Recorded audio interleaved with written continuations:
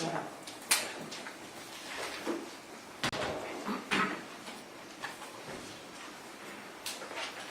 The events of November 30th of 2021 undeniably changed people's lives in ways that most people could never imagine.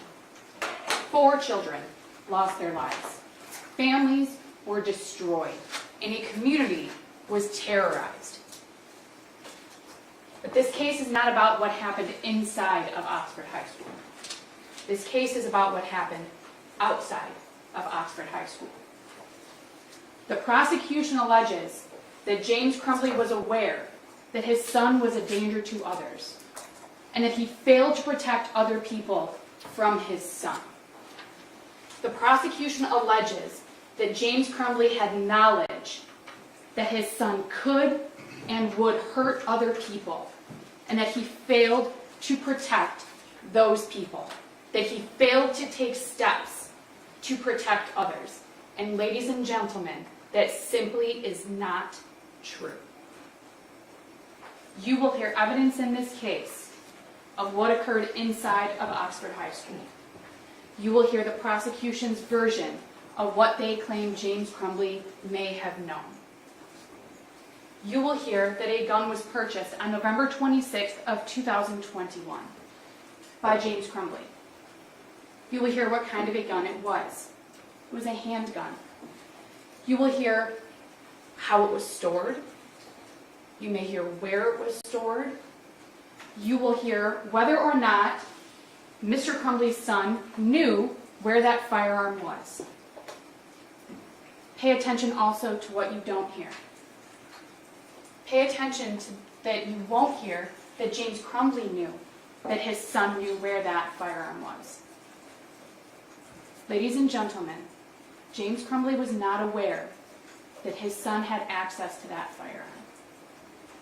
You will hear testimony that access was not allowed in James Crumbley's mind. Ladies and gentlemen, you will not hear that James Crumbley knew what his son was going to do. You will not hear that James Crumbley even suspected that his son was a danger. That math homework that the prosecution is putting up on the screen, you're going to hear about that. You're going to hear about what other people thought about that. People at the school, including James Crumbley. There's going to be probably quite a bit of discussion about that piece of math homework, ladies and gentlemen, and you're going to hear all about it. Ladies and gentlemen, James Crumbley did not know what his son was going to do. He did not know that his son could potentially harm other people. He did not know what his son was planning. He did not purchase that gun with the knowledge that his son may use it against other people. You will not hear that he did that. The prosecution told you that. The prosecution just told you you're not going to hear that. You're not going to hear that James Crumbley purchased that gun with the knowledge that his son was going to go harm other people. But what the prosecution wants you to believe, the part that's not true, is that James Crumbley knew what his son was going to do and knew that he had a duty to protect other people from his son. Ladies and gentlemen, that's not true. He didn't know. You're going to hear about James Crumbley's relationship with his son. There may be other witnesses who testify about that, about how James interacted with his son, including on the day when that math homework was shown. You're going to hear from other people. They're going to tell you, in their own words, what they observed about James Crumbley and his son, about what they observed about his son, about any concerns they may have had. Other people, not just James Crumbley, but other people with additional education, additional training to evaluate situations like this and evaluate individuals. You're going to hear from those people probably. And they're going to tell you in their own words what they thought about the math homework, about Mr. Crumbley's son, about Mr. Crumbley's interactions with his son. Yes, James Crumbley was a DoorDash driver. We all know that. It's been said multiple times. Ladies and gentlemen, being a DoorDash driver doesn't mean that your job is any less important to you or other people than any other job. It doesn't mean that you don't feel that you have a duty to go to work.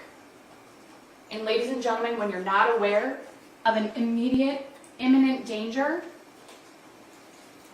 why would you do anything different than what you normally do? You wouldn't, because you don't have any reason to think you need to. So ladies and gentlemen, you're going to hear the evidence. You've heard a lot of questions in the last couple of days from both the prosecution and myself.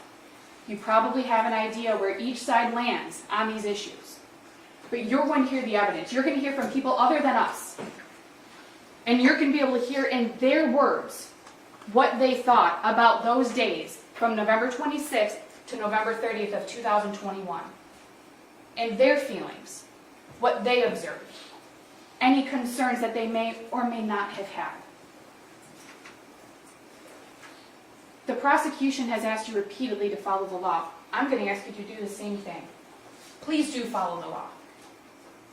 And I'm confident, we are confident, that if you do that, if you follow the law, that you will find James Crumbley not guilty.